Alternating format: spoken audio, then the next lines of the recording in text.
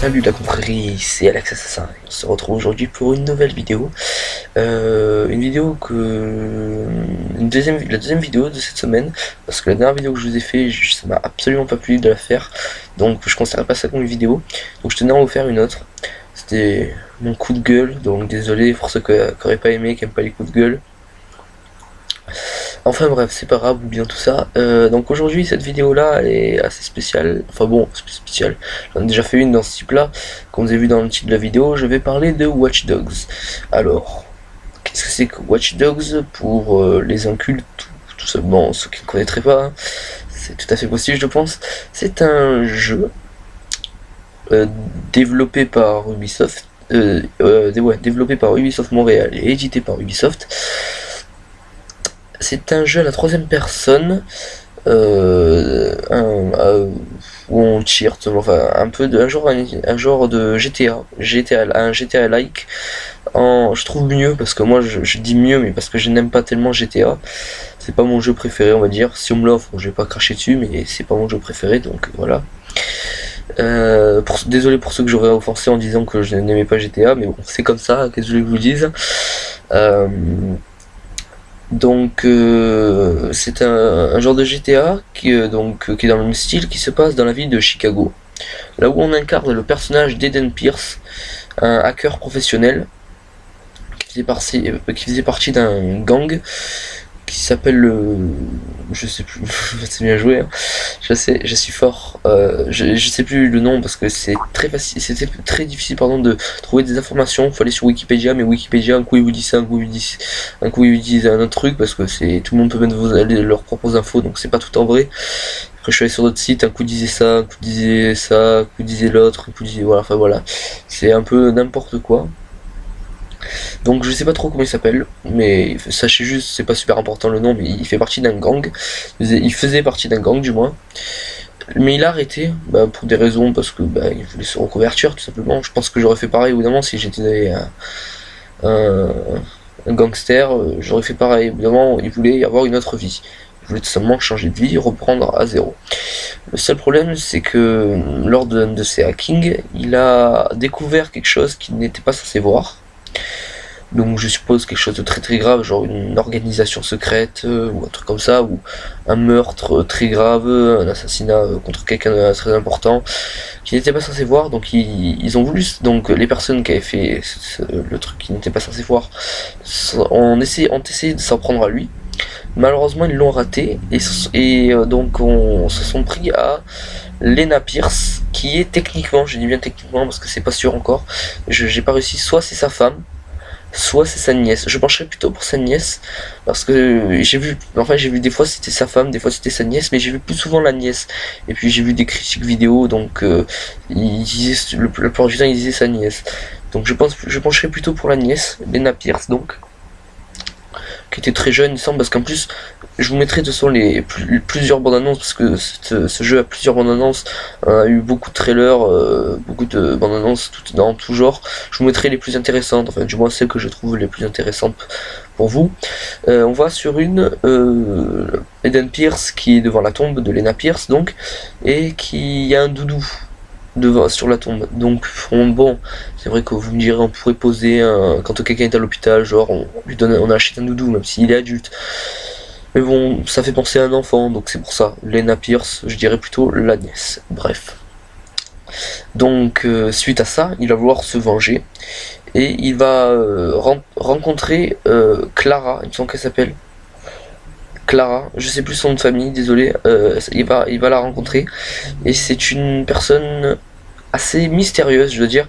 Elle est assez bizarre en fait. Dans tous les trailers ils disent une personne aussi jolie que mystérieuse, mais aussi dangereuse, voilà. Aussi mystérieuse que dangereuse, donc on peut pas totalement lui faire confiance.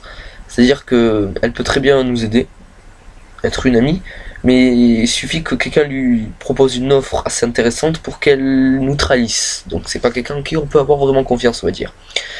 Ensuite il y a T-Bone, qui est un personnage que je pense que je vais bien aimer. Il est pyromane, c'est un vrai malade mental en gros, c'est vraiment le mec qu'il faut pas chercher, il fait tout sauter autour de lui, et le mec qui fait la doublure, la VF de ce personnage, est la même personne qui fait la VF de Sullivan dans Uncharted, pour ceux qui ne connaîtraient pas. Donc Sullivan, c'est le meilleur ami de Nathan Drake, le personnage principal de Uncharted.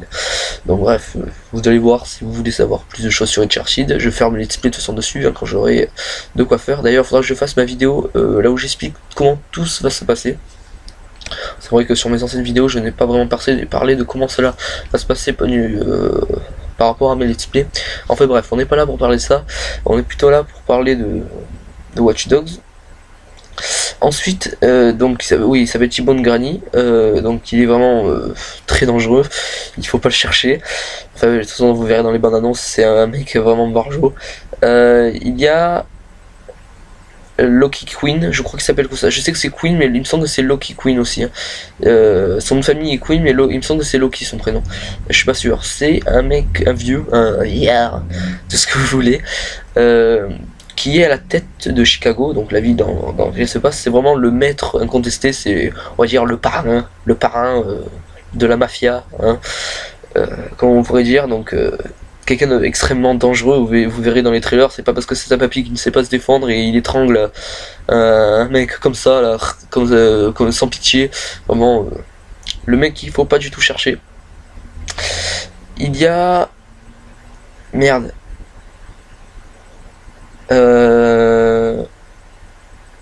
Bon, je vais faire un truc, c'est que je vais voir un peu, parce que maintenant mon logiciel de capture marche apparemment.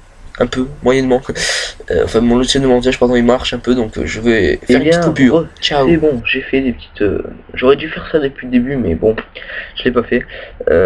Erreur, donc la prochaine fois que je ferai une analyse comme ça, je le ferai, vous inquiétez pas. Donc, c'était bien Clara, donc, et il s'appelle Lille, Clara Lille, donc j'ai pris des notes, donc, sur les noms des personnages, parce qu'après je connais à peu près tout. Donc, Clara Lille, ça s'appelle. Après, donc la personne que je vous parlais, c'était Antonio Wade, aussi appelé Irak, qui est un mercenaire qui était dans l'armée, qui utilise donc ses compétences qu'il a eues donc, pendant l'armée, parce que je pense que à l'armée on vous apprend pas que à faire des coquillettes ou des petites pattes, voilà, enfin on vous apprend surtout à vous battre, à vous renforcer en gros, ouais. Donc il a appris pas mal de trucs, et il se sert de ce qu'il a appris donc pour maîtriser les rues de Chicago, Washington. Et la dernière personne, donc, et c'était bien Loki Queen, hein. Il s'appelle Dermo Queen, et on l'appelle aussi Loki Queen. Et la dernière personne que je voulais vous parler, c'est Georgie Chin. Et lui aussi, à mon avis, ça va être un personnage assez charismatique, que je vais beaucoup apprécier. Il est assez humoristique, il fait pas mal de blagues dans les dialogues. Enfin, dans les trailers, on le voit pas beaucoup, mais bon, j'ai vu pas mal de gameplay là où on le voit en scène. Il fait pas mal de blagues, il est assez drôle. Donc c'est un ami, hein, lui c'est un ami, comparé à Antonio Wade, Irak, donc qui n'est pas tellement amical avec nous. Par contre, Loki Queen, ben c'est aussi ça parce qu'en fait on le voit il a pas l'air super sympa, mais dans les trailers on le voit des fois parler avec Eden Pierce, donc je sais pas si c'est pour des bonnes choses ou des mauvaises choses qu'il parle avec lui, mais bon, moi je me fais dans l'idée qu'il est pas super sympa, donc voilà. Donc Georgie Chin, qui est un chinois. Bon, je suis pas raciste, ce n'est pas du racisme tout cela, je parle juste parce que des origines, voilà. Je pourrais très bien dire que Irak, vous avez deviné, rien qu'au nom, il est arabe tout simplement, hein. Mais je suis pas raciste, absolument pas raciste. Donc Georgie Chin, qui est un ami je pense, parce qu'il nous donne des bombes adhésives, donc c'est une sorte de C4 avec de l'adhésif tout autour qui peut se coller à n'importe quoi. Bref, donc j'en ai fini avec le scénario. Maintenant on va passer au multijoueur. Alors le multijoueur, je ne suis pas fan des jeux multijoueurs, parce que je suis un grand joueur de jeux vidéo, mais moi ce que je préfère dans le jeu vidéo, c'est l'histoire et non le multijoueur. J'ai joué au multijoueur de Assassin's Creed 4, Assassin's Creed 4 Black Flag, pourquoi je l'ai dit en anglais, je n'en sais rien, j'en suis devenu fou. J'ai joué au au multijoueur de Batman Arkham Origins, qui est juste une merde. Je trouve qu'ils ont complètement raté le multijoueur. Autant l'histoire est pas mal, mais le multijoueur est juste nul, je trouve. Assassin's Creed 4, mais il est pas mal en fait le multijoueur, mais bon, je suis pas trop fan, donc après, j'ai joué au multijoueur de The Last of Us, que je ne peux plus apparemment. Je pense que c'est parce que ma console a été... s'est effacé les données. Comment on dit déjà? A été... Je sais plus, c'est pas grave. Donc je peux plus jouer, je sais pas pourquoi. Enfin, bref, j'ai joué à pas mal de multijoueurs, mais je suis pas tellement fan des jeux en multijoueur. Pour la simple et bonne raison, parce que moi je trouve que un jeu, le truc sur lequel les développeurs ont passé le plus clair de leur temps, c'est avant tout l'histoire. Ils ont passé pas mal de temps sur l'histoire, sur la modélisation des personnages. Je pense que c'est plus sur ça qu'ils ont travaillé que sur le multijoueur. Donc, mais je vais quand même vous en parler parce que j'ai pas mal d'infos sur ça. Le multijoueur va être composé en 2 parties. Une partie qui se passera pendant le mode solo, et l'autre partie qui se passera dans complètement ailleurs par rapport au mode solo. Donc je vais parler d'abord de la partie avec le mode solo. En fait, à n'importe quel moment, un joueur, pas lorsque vous faites une mission par contre, mais quand vous vous baladez dans la ville, un peu comme dans Assassin's Creed, entre 2 missions, vous allez d'une mission à une autre, le temps que vous allez là-bas, le temps que vous allez d'un endroit, d'une mission, vous avez fait une mission, que vous allez à une autre mission, même un joueur du monde entier peut s'infiltrer dans votre partie et vous hacker. Parce que je vous rappelle que tout est connecté dans ce jeu, c'est la phrase d'ailleurs du jeu, dans chaque trailer à la fin ou au début ils disent tout est connecté. Et donc il peut vous hacker pour avoir des points de compétence. Voilà, merci. Pour avoir des points de compétence et également des informations sur l'histoire du jeu qu'on peut débloquer au mode solo, mais ça lui permet d'avoir plus de trucs ou plus vite tout simplement, donc en hackant. Donc les points de compétence, parce qu'il y a une arbre de compétences, comme dans tout bon jeu qui se respecte maintenant, il y a pratiquement tout le temps des arbres de compétences. Et donc il va pouvoir vous hacker. Donc c'est ça qui est vraiment super, c'est que vous allez savoir, lorsqu'il a commencé à vous hacker, vous allez savoir que quelqu'un est en train de vous hacker, vous devez le chercher. C'est-à-dire qu'en fait, lui, dans son jeu, quand il joue, il se voit en Aiden Pierce, donc en personnage principal, mais il vous voit en habitant, comme si vous étiez un habitant. Et vous c'est pareil, vous voyez en train de jouer en Aiden Pierce, mais vous le voyez en habitant. C'est ce qui fait que tant que vous le scannez pas, vous pouvez pas savoir vraiment si c'est lui ou pas. Donc il faut le scanner, lorsqu'il scanne, il est au courant que vous l'avez scanné, donc il sait que vous l'avez repéré, et il doit courir, donc pour pas se faire tuer, parce que si il se fait tuer, c'est vous qui récupérez les données qu'il a essayé de vous voler, et les points de compétence. Voilà, donc on a fini pour la première phase du multijoueur. Ensuite la deuxième phase, c'est comme n'importe quel multijoueur, on va dire, dans le menu du jeu, il y aura le mode multijoueur, simplement, mode solo, mode multijoueur. Donc il sera, j'ai pas beaucoup d'informations dessus, mais bon, je sais que il y a des trucs, des matchs en équipe, on devra s'infiltrer dans une sorte de hangar là où il y a une autre équipe de joueurs qui le gardent, nous on doit s'infiltrer dedans, voler des trucs. Après il peut se passer toutes sortes de trucs, on peut monter genre dans une voiture, l'un conduit, nous on est à l'arrière, ou alors dessus carrément et on tire sur les gens sur les joueurs qui essaient de nous attraper. Voilà, donc le multijoueur c'est fait, et ensuite on passe à un autre truc, je pense qu'il va être assez réaliste, c'est le portable. Donc comme si vous savez pas, Watch Dogs, tout se passe avec un portable que c'est Clara Lille qui nous donne. Ce portable est connecté à tout. Chicago, pourquoi je dis Washington à chaque fois? Chicago, donc il est connecté à tout Chicago. Il est capable de tout faire, donc arrêter des trains, éteindre, faire un block-out et éteindre toutes les lumières de la ville, se connecter à des caméras, etc. Pirater des voitures aussi, ça va être un truc assez bien. Donc surtout dans les courses poursuites, ça j'ai hâte. Pour les courses poursuites, ça a l'air super. Contre la police, vous pouvez lever les poteaux de... Comment s'appelle ça, les poteaux de signalisation, ou pour empêcher les voitures de passer tout simplement, vous pouvez le lever, ou alors les trucs pour crever les pneus, c'est pareil, vous pouvez les lever, ils sortent de terre. Pour les feux rouges aussi, vous pouvez faire passer le feu rouge au feu vert pour que tout le monde se rentre dedans. Les canalisations, enfin voilà, ça